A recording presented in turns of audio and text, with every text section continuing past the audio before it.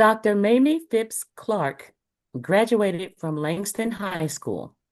She received two offers and scholarships from HBCUs, Fisk University, and Howard University, and chose Howard. At Howard, she studied math and physics, finding it very male-dominated. It was at Howard that she met her future husband, Kenneth Bancroft Clark, a master's degree student in psychology. He urged her to pursue psychology to foster her interest in working with children. In 1938, Mamie Phipps Clark graduated magna cum laude from Howard University and immediately enrolled in the graduate program for psychology.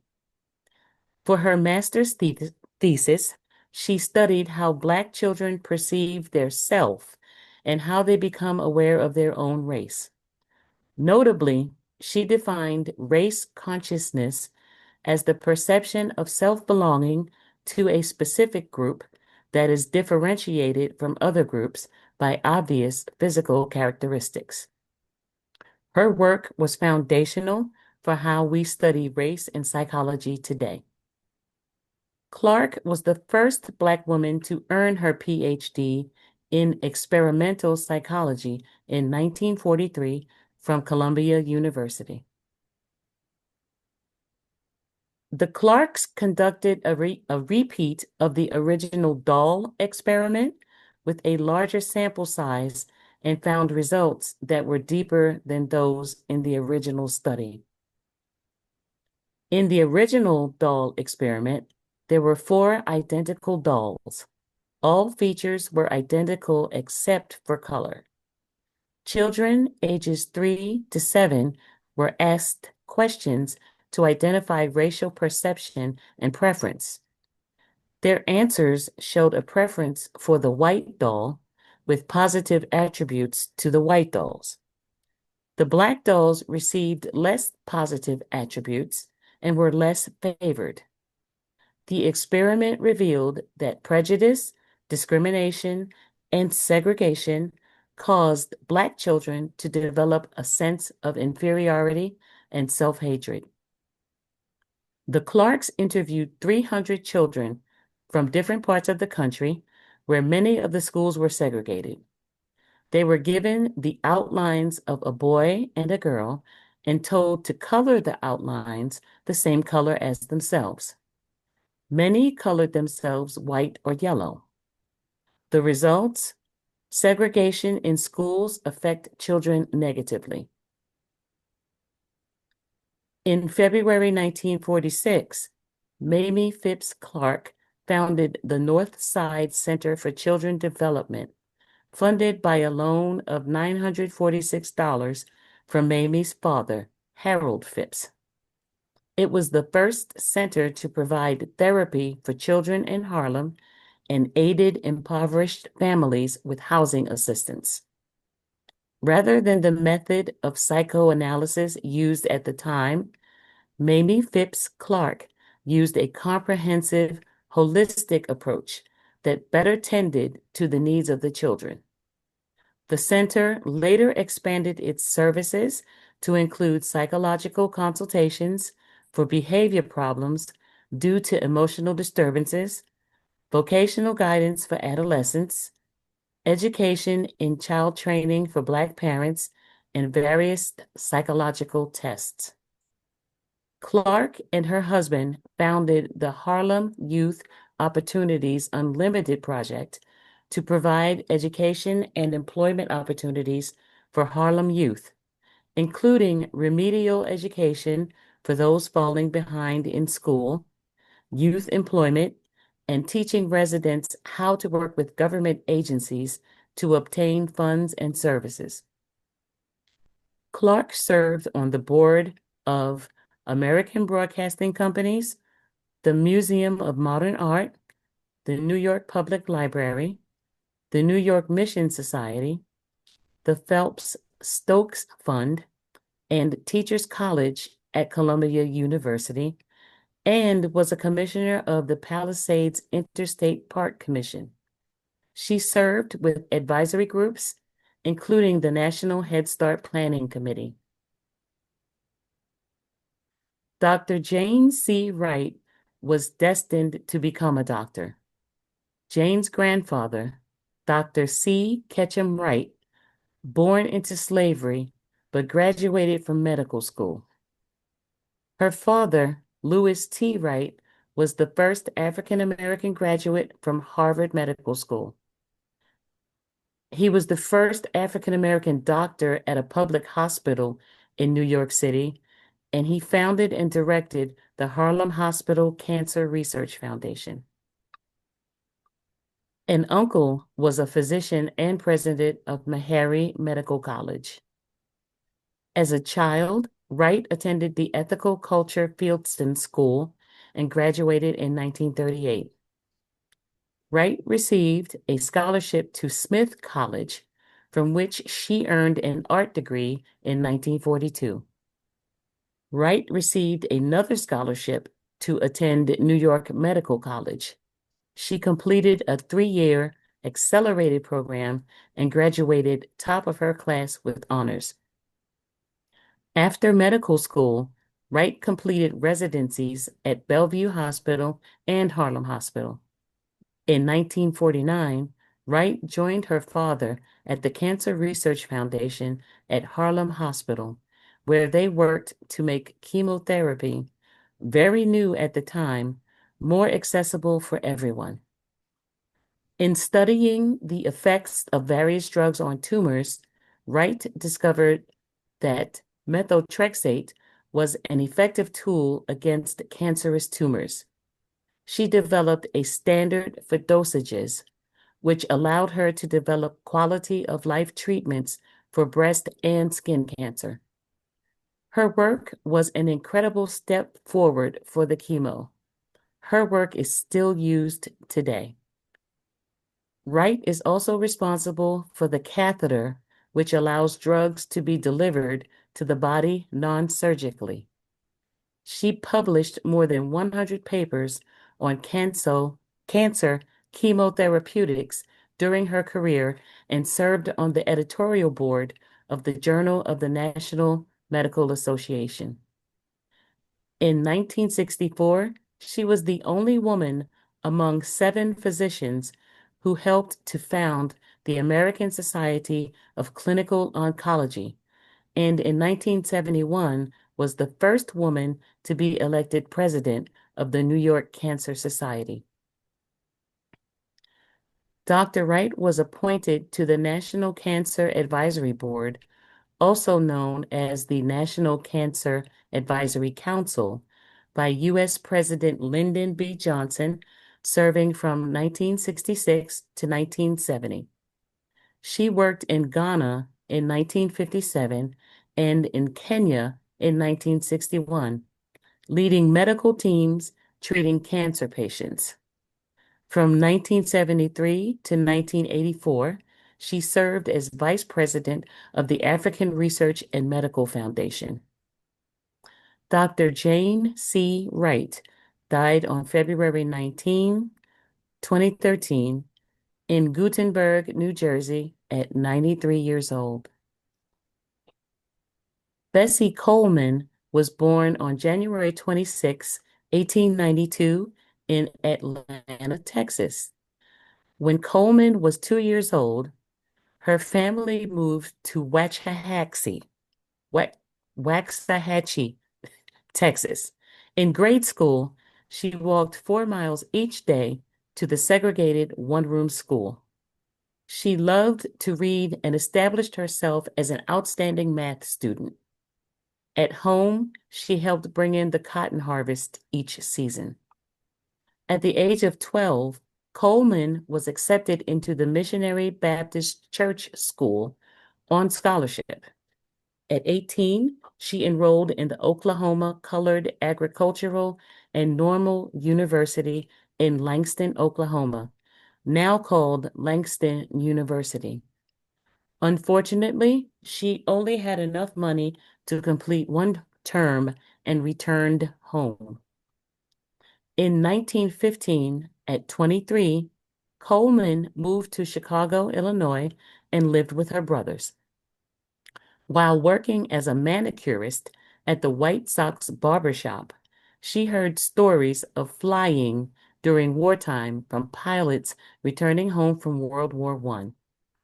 American flight schools of the time did not admit women or Black people, so she went to France for her pilot license.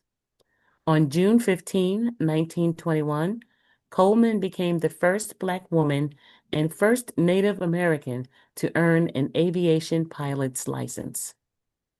To have a career in flying, she would need to be a stunt flyer. She returned to Europe in February 1922 and completed an advanced course in aviation, later traveling around Europe to learn from experts. Upon returning to the U.S., she gained massive popularity. She made her first appearance in an American air show on September 3rd, 1922, at an event honoring veterans of the all-Black 369th Infantry Regiment of World War I at Curtis Field in Long Island. 6 weeks later, in another show, she performed daredevil maneuvers, including figure eights, loops, and near-ground dips, to a large and enthusiastic crowd in Chicago's Checkerboard Aerodrome. Papers called her the world's greatest woman flyer. Committed to promoting aviation and combating racism, Coleman spoke to audiences across the country about the pursuit of aviation and goals for African Americans. She absolutely refused to participate in aviation events that prohibited the attendance of African Americans. Unfortunately, her death was a tragic one. The plane she was proud to have purchased herself was unfortunately poorly maintained. In a practice flight with her mechanic for an upcoming stunt show, the controls jammed and the plane spun out. Coleman was thrown out and her mechanic crashed with the aircraft. She was 34.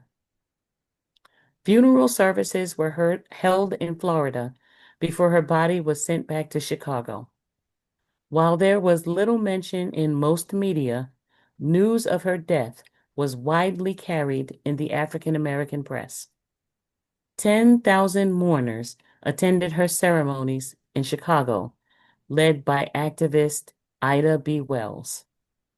Coleman's determination inspired many African American astronauts after her, including John Robinson, Cornelius Coffey, Willa Brown, Janet Harmon Bragg, Robert H. Lawrence Jr., and Mae Jemison. Dr. Jewel Plummer Cobb. Jewel's father, Frank Plummer, was the first Black person to graduate with a doctorate of medicine from Cornell University, becoming a physician specializing in dermatology. Plummer's paternal grandfather, a freed slave who graduated from Howard University in 1898, making a living as a pharmacist. Cobb had a privileged upbringing, as much as a Black child could have in the early 1900s. She studied in her father's scientific library and was educated at several multiracial institutions. Her scientific interests were encouraged by her high school biology teacher. While Cobb began studying at the University of Michigan in 1942, she was dissatisfied with segregated housing, and she transferred to Talladega College in Alabama. She graduated with a BA in biology in 1944. Cobb began teaching at NYU in 1945 and earned her MS from there in 1947, as well as her PhD in cell physiology in 1950. In 1949, she was appointed an independent investigator at Woods Hole Marine Biology Laboratory in Massachusetts. In 2021, the town renamed a road near the Marine Biology Laboratory Jewel Cobb Road in honor of Cobb. From 1952 to 1954, she directed the Tissue Culture Laboratory at the University of Illinois, where she began to institute and fund model programs to encourage women and underrepresented minorities fighting to enter traditionally white male-dominated fields. Cobb researched the relationship between melanin and skin damage and on the effects of hormones, ultraviolet light, and chemotherapy on cell division. Cobb discovered the efficacy of the drug methotrexate, finding that it could be used to treat certain skin cancers, lung cancers, and childhood leukemia. This drug is still used in chemotherapy today. She received a $5,000 grant from the American Cancer Society to conduct hormone research and was awarded the National Institute of Health Fellowship for $68,000. In recognition of her research achievements, Cobb was elected to the Institute of Medicine in the National Academy of Sciences in 1974. She was also a member of the National Science Board from 1974 to 1980. Her paper, Filters for Women in Science, expressed her concerns about female representation in science and engineering and framing educational systems as filters that discouraged women from careers in science and math, which ultimately affected their university tenure and equal pay. Cobb was appointed president of California State University at Fullerton in 1981. During her tenure, she obtained state funds to construct new science and engineering buildings and found funding to build the university's first apartment complex, a President's Opportunity Program for minority students, and set up faculty teams to tutor students in mathematics. In 1993, she received a Lifetime Achievement Award from the National Academy of Science. The Center for Excellence selected her to receive the Achievement and Excellence Award in 1999, and in 2001, she was the first recipient of the Reginald Wilson Award for significant and noteworthy accomplishments in the area of diversity in higher education. Dr. Jewel Plummer Cobb died on January 1, 2017, at the age of 92. Born Evelyn Elizabeth Long in Elizabeth City, North Carolina, on January 25, 1916, Evelyn Cunningham moved to New York City, where she graduated from Hunter College High School in 1934 and Long Island University in 1943 with her bachelor's. The largest Black newspaper, called the Pittsburgh Courier, was deeply influential for the civil rights movement. Cunningham joined the Courier in 1940 and worked from the Harlem office on 125th Street. Her extensive coverage of lynchings in the Deep South earned her the moniker lynching editor. There, she met with a number of civil rights leaders, including Martin Luther King Jr. and Malcolm X. Cunningham wrote a three-part series on the King family from those meetings. She covered Thurgood Marshall's cases with him in real time. After 20 years of steadfast reporting, Cunningham left the Courier and hosted her own radio show on WLIB radio called At Home with Evelyn Cunningham.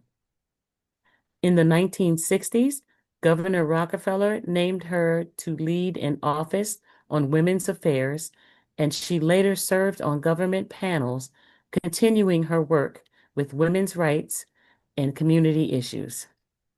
She continued to advise him when he became President Gerald R.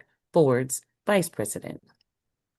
In 1970, Cunningham co-founded the New York Coalition of 100 Black Women, a nonprofit organization dedicated to bettering the lives of Black women by offering services to address the social, political, economical issues that affected them.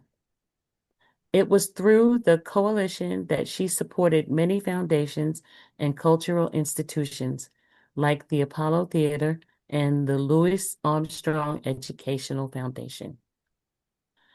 In 1998, the Pittsburgh Courier received a George Polk Award for its civil rights coverage, and Ms. Cunningham was among the 5 former Courier reporters who accepted it. Former Mayor Michael Bloomberg appointed her to the New York City Commission on Women's Issues. And in closing, thank you for watching. This program will continue to be available on our YouTube channel.